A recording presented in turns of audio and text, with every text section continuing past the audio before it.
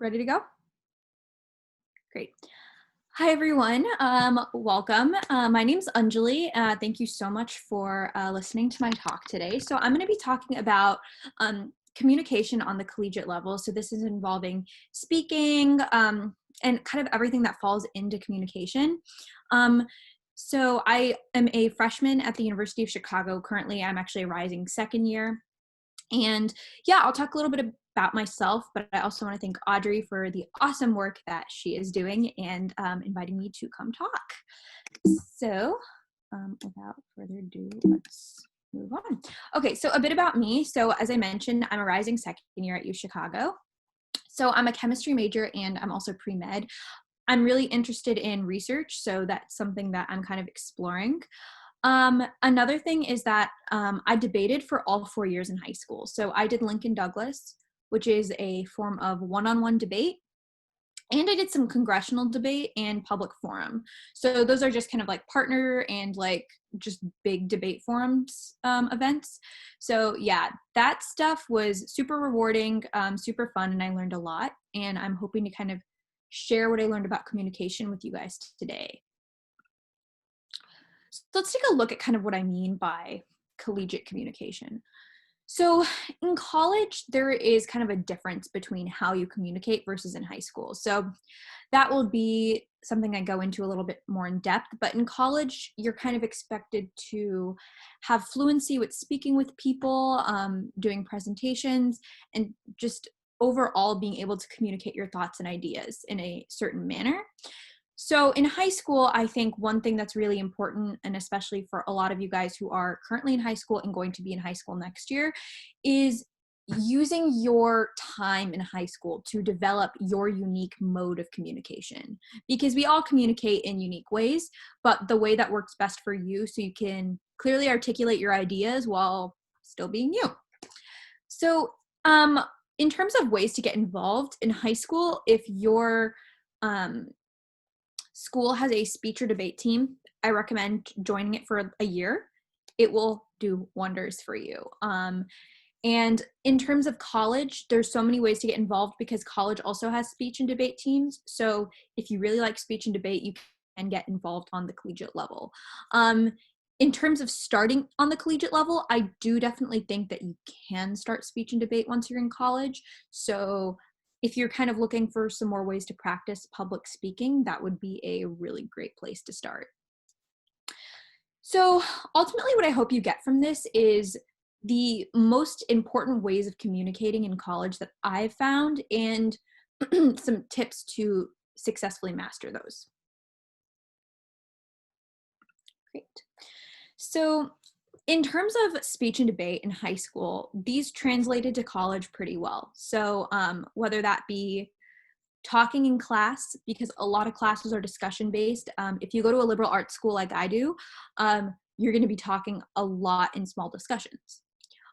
Emailing and talking to professors.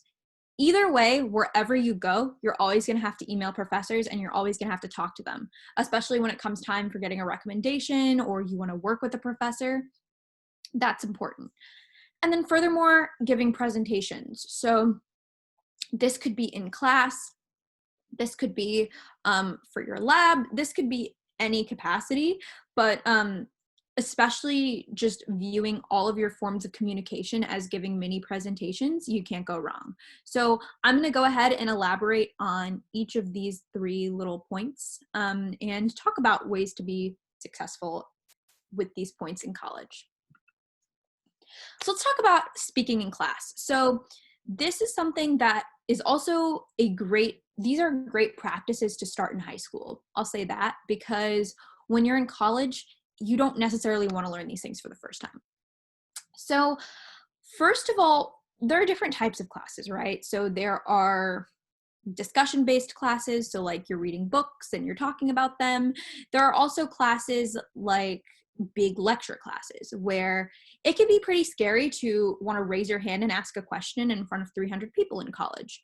But that is something where it's going to be really important that you articulate what you're trying to ask very clearly, because not all people may understand your question and certain professors may not always have time.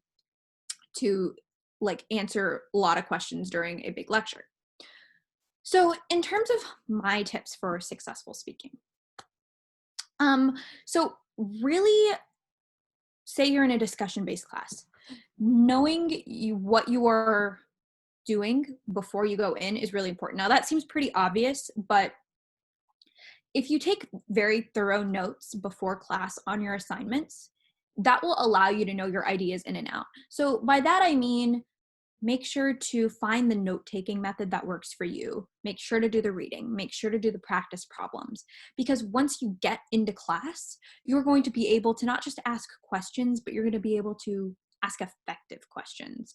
And that's something that's very important, especially because you want to make sure that you're getting every single thing out of every minute of class that you can.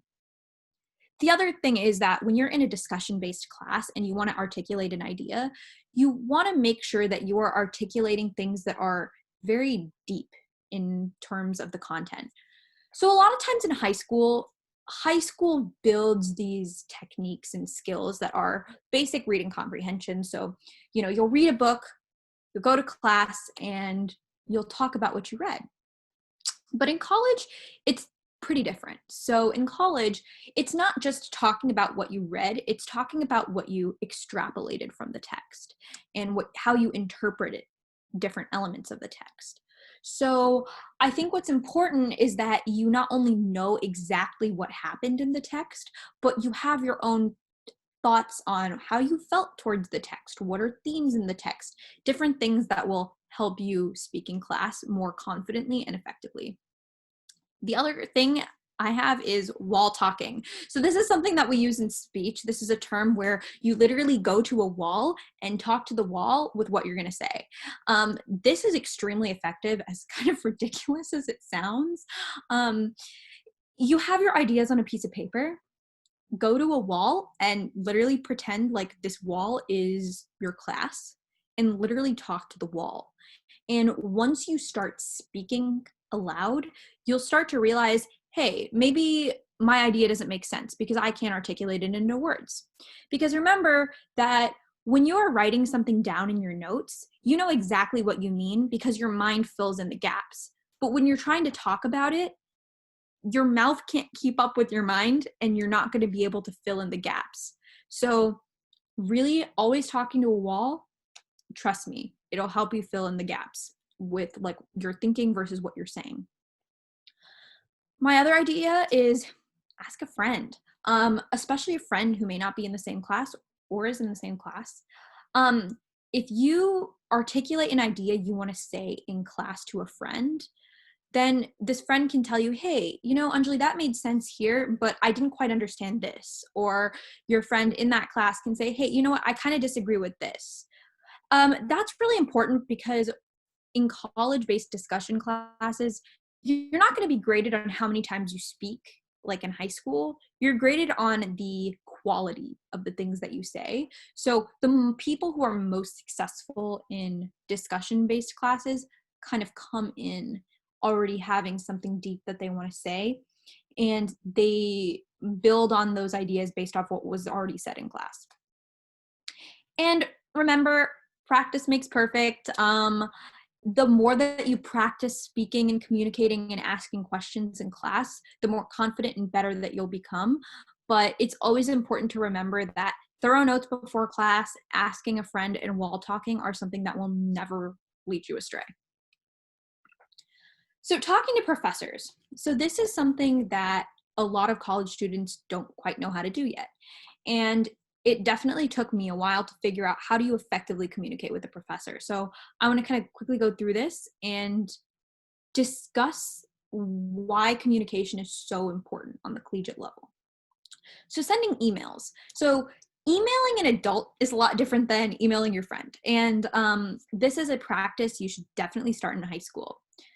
Because a lot of times tone doesn't come off well through email or text. So sometimes for a professor, their first impression of you will be from your email. So always start with the greeting and end with the closing. So Your greeting should always be like in your first formal email, I would say it should always be dear and end with sincerely. And then if it's a chain, say like, hi, Professor so-and-so, end with best, and then your name. This is just good practice. You should always do that. In terms of greeting a professor, so in terms of what to call your professor, this is something that I only recently learned. So a lot of professors on the collegiate level have the title, have a PhD. So they would be called doctor. However, professor is actually a higher title than doctor. So if you have a teacher who is an appointed professor, it's actually more respectful to say, dear Professor so-and-so than Dr. so-and-so. I don't think they would mind as long as you call them Dr. so-and-so, but it's always just good practice to use the most, like the highest, most formal title. So this is the same for like assistant professors, anyone who is really working in the college. If you are unaware of their title, if you don't know if they have a PhD, how they go by, my rule is never address as Mr., Ms., or Mrs. Never do it. Because you don't want to risk kind of under addressing someone, it's always better to overkill. So if you don't know if they are Dr., Mr., or Ms., just go by professor, because anyone who works in a college will be okay with that. That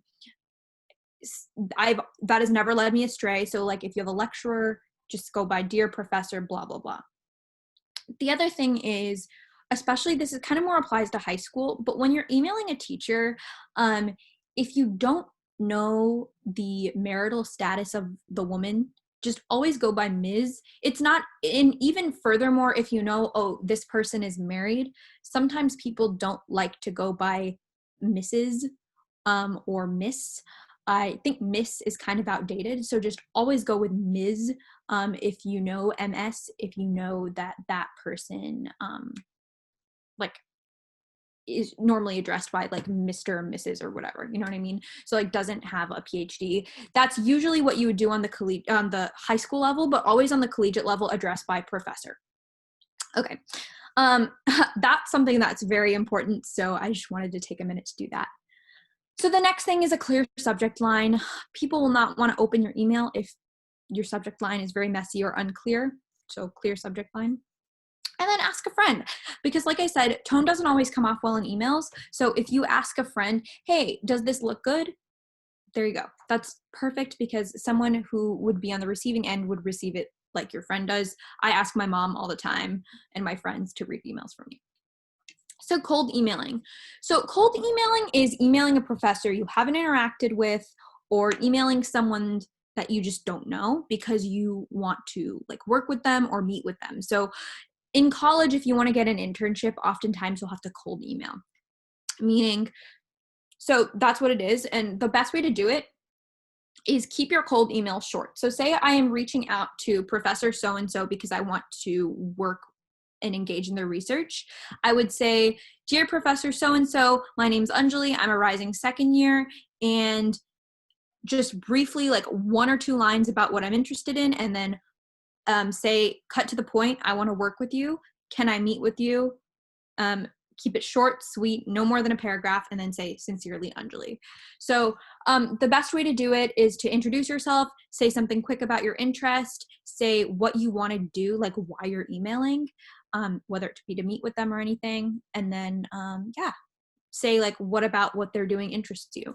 Because the best way to get anything really on the collegiate level is you have to cold email. I cold emailed the current professor in the lab that I'm working in, and it worked out fine. But it's all about sending the correct email. So office hours. So office hours are basically when you go and you meet with your professor or your teaching assistant and ask for help. So you should always go to office hours, because beyond the fact that you will get help with the content, you'll create a relationship with your teaching assistant or your professor. And that goes a long way when it comes to not only deciding your grade, but say you need help in the future. Say you want a letter of recommendation. Always go to office hours and forge the relationship, and always come with questions, because if you put office hours in your calendar as an event that you always have to go to, then that means you're engaging with the content of the course so that you can ask, like, have questions formulated before you go. So that kind of leads into my next point is come prepared, because like by having questions already, once your questions are answered, like feel free to just stay and like listen to other people's questions. But for the most part, I would just say come with at least one question, because if you're like the only one at office hours and you're kind of just hoping to like listen to what other people say, then that's not really going to work out well for you. So always come with at least one question. And then lastly, meeting to discuss a grade. This is so important. In college, this is going to be really important because usually in college, you normally don't know your grade till the end because everything's graded on a curve for at least big classes. But this is true for high school because we have all had a high school professor who has not agreed with us in some way, shape, or form. So basically, when you should meet to discuss a grade is when you get the grade back and the feedback. And you say, okay, maybe I disagree with this, or I want to know like why. Then you can meet to discuss a grade. The other time I would say you should meet to discuss a grade is after you get your grade back and you don't have feedback. Then you should meet to discuss the grade. So here's how to approach that, because that can be a very tricky situation, especially in college. So when you meet, say you have a grade and you don't agree with the grade, the best way to approach it is try not to come off as, saying, hey, you're wrong, I don't like this grade. It's more so, say you get a C and you thought you deserved a B. Say, I'm just curious what the standards were for B work and how I can improve in the future, because the best attitude to take in college is the attitude towards improvement, because you're going to get grades that you don't agree with. But if you take that extra step, usually professors are going to realize they are trying and they are working hard. And sometimes if you have the professor rationalize it out, they can be like, you're right. Now that I take a second look at it, I think you deserve a B. That's happened to me before. And the best way to approach it is not to say I disagree with the grade. The best way to approach it is how can I do better? Because remember, at the end of the day, your professors are your elders and your professors are people who have a lot of experience. And while sometimes it can seem unfair, we still have to show them respect.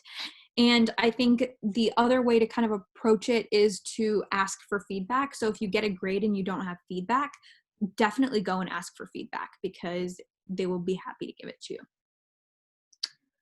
And lastly, giving presentations. So this is one thing that I find high school students constantly want to learn more about. So in terms of in-class presentations, start early. The day you get your presentation rubric, start outlining. Don't wait till the day before. Wall talk. Again, wall talk, because you will realize what things fit into your time. So usually presentations are timed. So if you have 5 minutes and you think you know what you want to say, you're not going to probably be able to fit it all in, or you might have too much. And it's just something that if you don't practice it to someone or to a wall, you may not hit that time. So yeah, in terms of ways to practice, definitely wall talk, ask a friend, and create presenter notes. Those are really important. And those shouldn't be something that you rely on to read during your presentation, because the best presentations are when you are actively engaging with people versus reading off a sheet of paper. One thing is, in college, usually presentations, if you read off of a sheet of paper, they will not earn you a very high score, mostly because in college, presentations are about the content. You're expected to have a mastery of the content and be able to present that. And the thing is you can have a total mastery of the content. And I see this in high school students I work with all the time.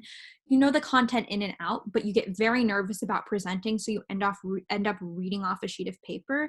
And it's not fair to you, because it comes off as that you may not know the content that you're talking about, when in fact you do. So the best way to get around that is to practice it a million times, as many times until you can kind of talk fluently about it. And then the last thing is making slides. When you make slides, make sure that they're very clear, they're concise, they don't have a lot of text. Mine are an exception because I want you to kind of be able to write things down and take notes, but when you are presenting, the last thing you ever want to do is read off your slides because remember, people can read. So just make sure not to read off your slides because in college, usually professors do not like that and will not give good grades for presentations where you read off your slides. So my next key tip is treat meetings like they're mini presentations. So if I'm meeting with a professor, if I cold emailed them and they said, sure, go prepared. So that means go dressed formally. You don't have to be dressed like the person in this picture, but you can, not be dressed like you're maybe going to the gym or going to class. And come prepared, know exactly what you're going to say, know exactly the focus of the conversation, and practice it. Treat meetings like mini presentations. And when you do that, you will for sure get your point across and be taken very seriously because preparedness is very important when you are trying to establish a relationship. So keys to just giving great presentations in general: don't procrastinate. We've been over that. Seek help. If you are creating a presentation and you're like, I don't know if the professor will like these slides, go to office hours. Ask, hey, do these look good? The best thing that you can do for yourself is to just ask your professor, get the opinion of the teaching assistant, the TA, just seek your friend's help. The other thing is that we didn't debate a lot, and Audrey can attest to this, is anticipating counter arguments and questions, formulating answers. If you are presenting on a controversial subject, you don't want to be blindsided because there will be someone in the audience who assuredly disagrees with you. So you don't want to be blindsided. So anticipate any questions, but also the main counter arguments to your presentation. If you are coming up with a proposal and in the research you realize, oh, well, here is a big drawback to my proposal, don't ignore it. You can either address it within the presentation, which looks good, and that's like even something you should do in your reading, address counter arguments, or you should at least have an answer to when someone assuredly brings that up. Be okay with saying what you don't know. So this is the thing. We are not supposed to know everything. The best presenters who are able to answer every single question, chances are they're experts on these subjects.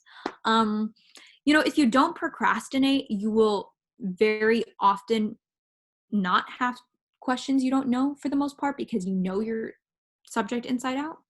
But you will at one point get a question you don't know and you just don't know how to answer. And that is totally fine. The most mature thing to do instead of not answering it, or instead of trying to answer it when you don't know the answer, is to just say, that's a really great question. I think I need to do a little bit more research on it. I'll do that after my presentation and get back to you. That is the best thing that you can say. I've done it a million times in presentations. It looks mature, and it's okay to just admit when you don't know, or just say, that's a really great point. I hadn't thought about that. I'm definitely going to look into it. Thank you for letting me know. Or you can say, oh, you know what? That's also a really good counter argument. You're right. That's something that I need to address in my proposal. But I also think that once we address that, my proposal will, is still pretty good on its own. Something like that. So just remember that those are some ways to address it. Next, remember that most people are not judging you. In college presentations, it's not like speech and debate where you are literally getting judged. In college presentations, especially to your class, they're not sitting and scrutinizing your every move and everything you say. Just kind of like when you watch someone's presentation in class, are you sitting and scrutinizing every single thing they say? No. So people are not doing that to you. I would say that, while the professors are there to grade you, so in a sense, judge you, remember that the most important thing that you can do is try your best and start early and, practice.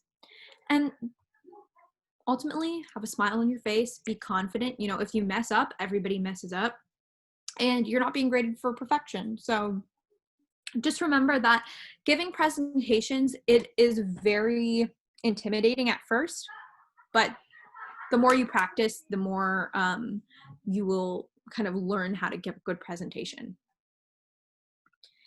So ultimately, my takeaways from this presentation, I hope you got, is that communication is extremely important and that the forms of communication are beyond just speaking and giving presentations, but they are how to get what you want, how to form relationships. And all of those forms have similarities, which is that they take practice, they require help from other people, and they ultimately require you to start early and kind of know what you're going to talk about. These things in college are going to be crucial. You're going to have to do these forms of communication almost every day. And just remember, practice makes confidence. It's cheesy, but truly the most important thing is to just keep practicing, because that will really help you be more confident in your presentations. And I think even Audrey can attest to the fact that we did a lot of practice for speech and debate, and that was kind of what helped us. So yeah. If you have any questions or anything related to college, feel free to email me at amirmira@uchicago.edu. I'm happy to talk to any of you guys. And yeah, thank you so much for watching. And thank you, Anjali, for this super informative seminar, and I'll be ending the recording now.